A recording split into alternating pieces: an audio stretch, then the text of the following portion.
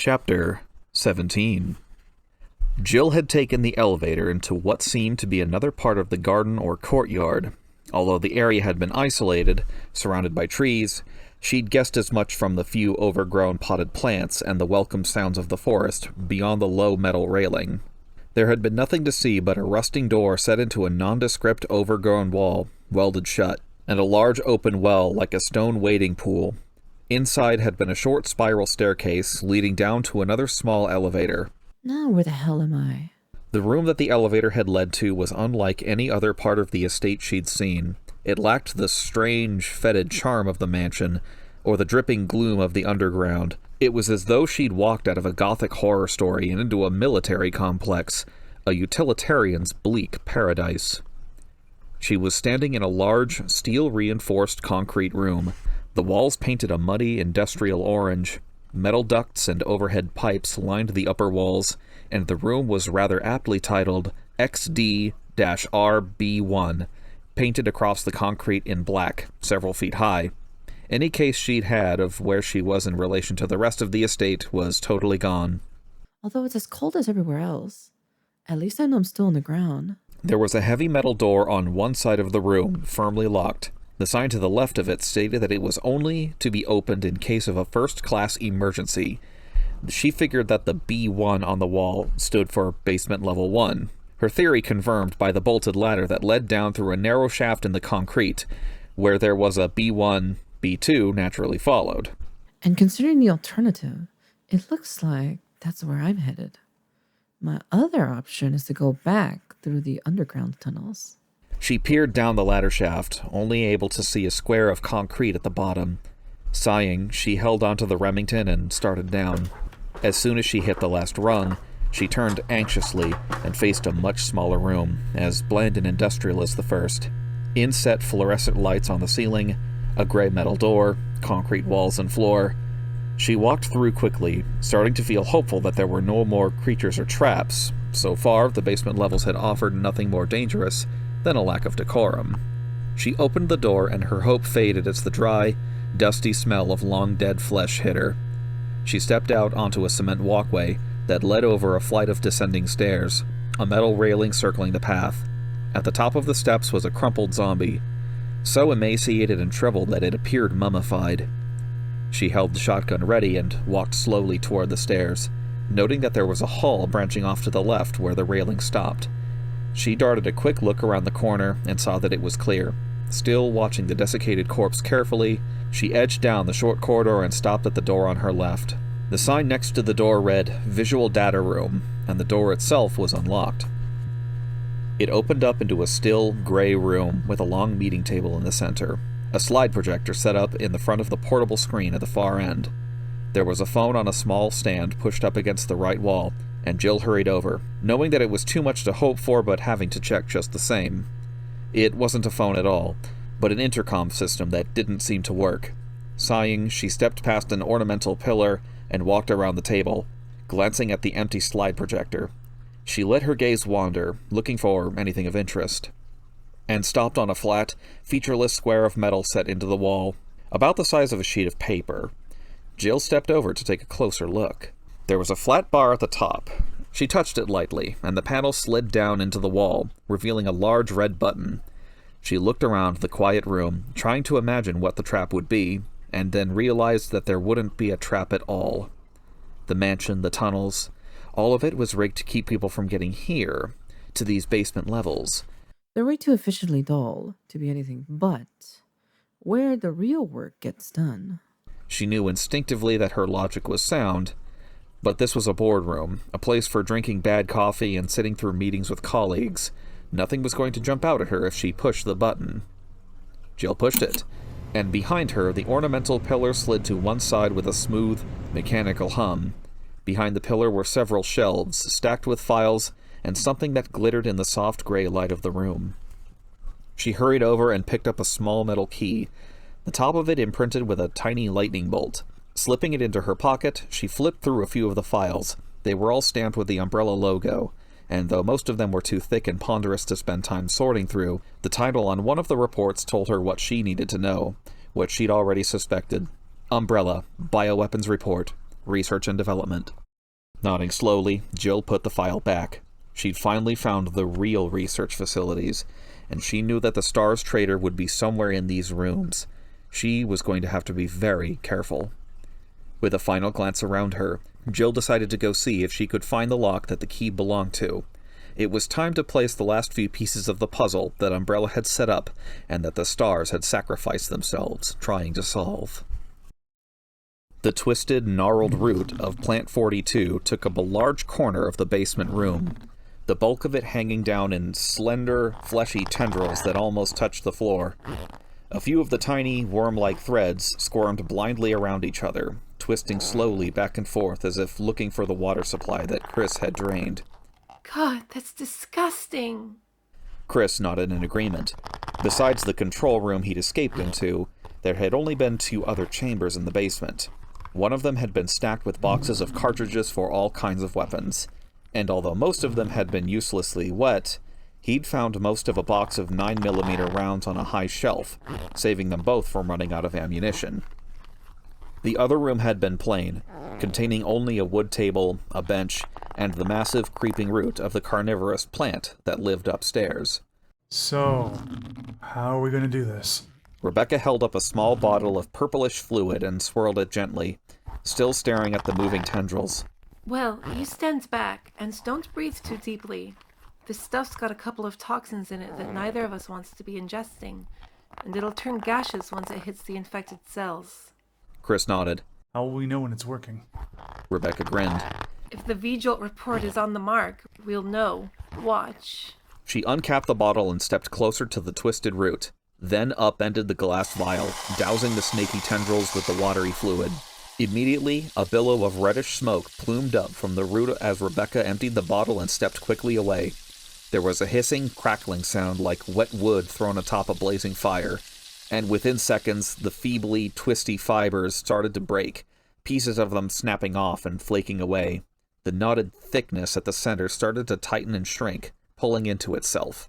Chris watched in amazement as the giant, terrible root suddenly shriveled up into a dripping ball of mush no bigger than a child's ball and hung there dead.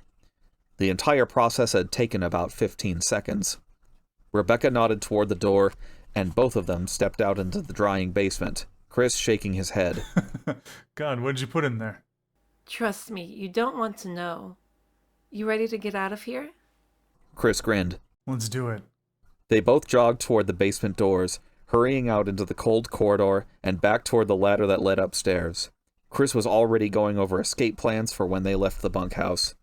It really would depend on where the exit led. If they ended up in the woods, he was thinking that they should head toward the closest road and light a fire, then wait for help to come. Though maybe we'll get lucky. Run across the damn parking lot for this place. We can hotwire a car and drive out. Get Irons to do something useful for a change. Like call in reinforcements. Or at least something. They reached the wood corridor and headed for the plant room, both of them taking long, easy strides past the hissing green walls, and finally stopping at the room that held Plant 42. Breathing deeply, Chris nodded to Rebecca. They both unholstered their weapons and Chris pushed the door open, eager to see what lay beyond the experimental plant. They stepped into a huge open room, the smell of rotting vegetation thick in the damp air. Whatever it had looked like before, the monster that had been Plant 42 was now a massive, steaming lake of dark purple goo in the center of the room.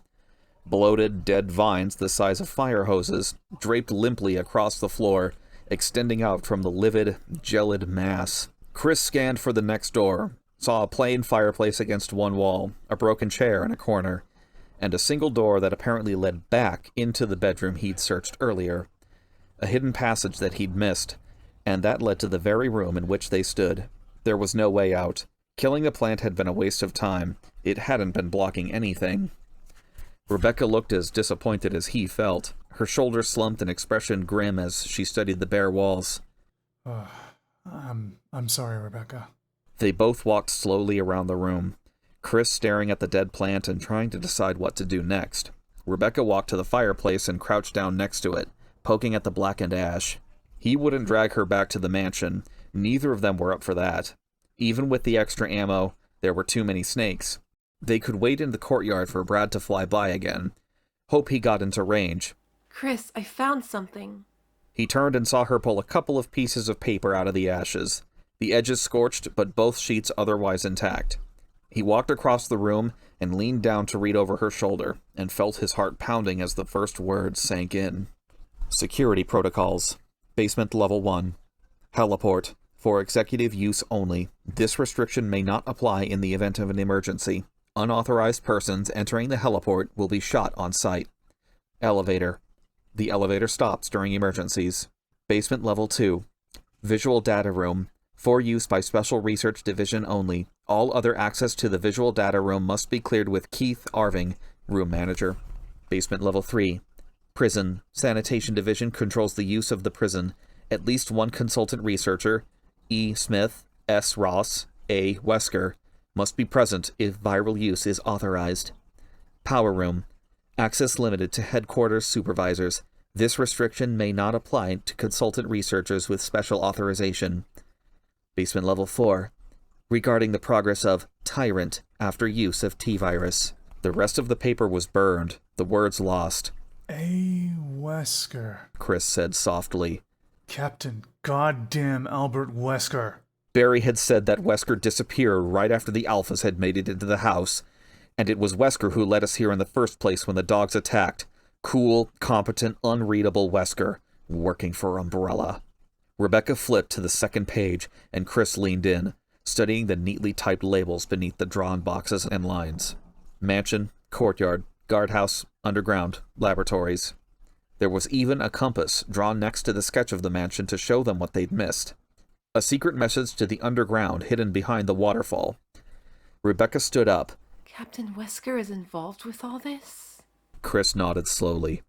And if he's still here, he's down in those goddamn labs. Maybe with the rest of the team.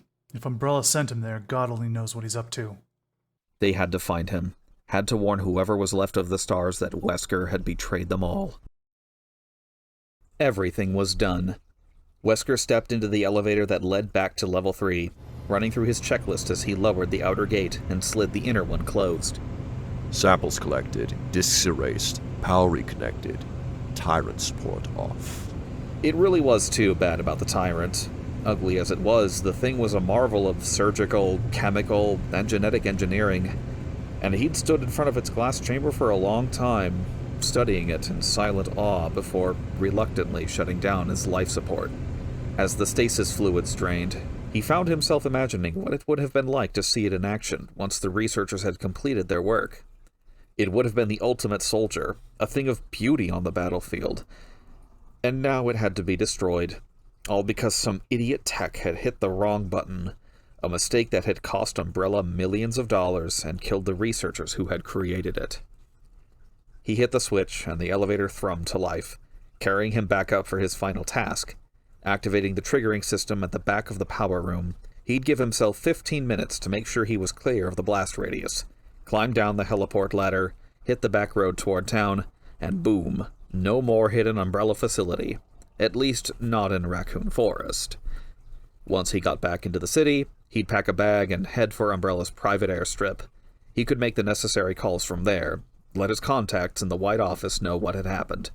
They'd have a cleanup team standing by to comb through the forest and take out the surviving specimens, and they'd be most eager to get their hands on the tissue samples he'd taken. 2 of everything, except for the Tyrant. With the Tyrant scientist all dead, Umbrella had decided to shelve the project indefinitely. Wesker thought it was a mistake, but then he wasn't getting paid to think. As the elevator slid to a stop, Wesker opened the gates and stepped out, setting down the sample case. He unholstered his Beretta, going over the twisting layout of the power room in his mind. He had to make another run through the MA2s to get to the activation system. He'd already managed it once to hook up the elevator circuit, but they had been more active than he'd expected. Instead of weakening them, their hunger had driven them to new heights of viciousness. He'd been lucky to make it through unscathed the first time. At a hydraulic hum from down the hall, Wesker froze. Footsteps clattered across the cement floor, hesitated, and then started for the power room at the opposite end of the corridor. Wesker eased up to the corridor and looked down the hall, just in time to see Jill Valentine disappear through the metal doors, a burst of hissing mechanical noise echoing through the corridor before they closed. How did she make it through the hunters? Jesus. Apparently, he'd underestimated her. And she'd been alone, too. If she was that good, the MA2s might not kill her. And she had effectively just blocked him from the triggering system. He wouldn't be able to deal with the creatures that roamed the maze-like walkways, and put a stop to her prying. Frustrated, Wesker scooped up the sample case and walked quickly down the hall, back toward the hydraulic doors that led to the main corridor of Level 3. If she made it back out, he'd just have to shoot her. It would only delay his escape by a few minutes. Still, it was an unexpected curve, and as far as he was concerned, it was too late in the game for surprises. Surprises pissed him off. They made him feel like he wasn't in control. I am in control. Nothing is happening here that I can't handle. This is my game, my rules, and I will accomplish my mission without any interference from that little thief bitch. Wesker stalked out into the main corridor, saw that Jill had managed to take out a few more of the wizened, withered scientists and technicians that wandered the basement labs. 2 of them lay just outside the door, their skulls blown into air and powder by what looked like shotgun blasts. He kicked one of them angrily, his boot crunching into the corpse's brittle ribs, the dry snap of bone loud in the silence. Except that suddenly he heard heavy boots coming down the metal stairs from B2, the hollow clump echoing through the main hall, and then a rough, hesitant voice calling out, Jill? Barry Burton, as I live and breathe. Wesker raised his weapon coolly, ready to fire when Barry stepped into view, and then lowered it thoughtfully. After a moment, a slow grin spread across his face.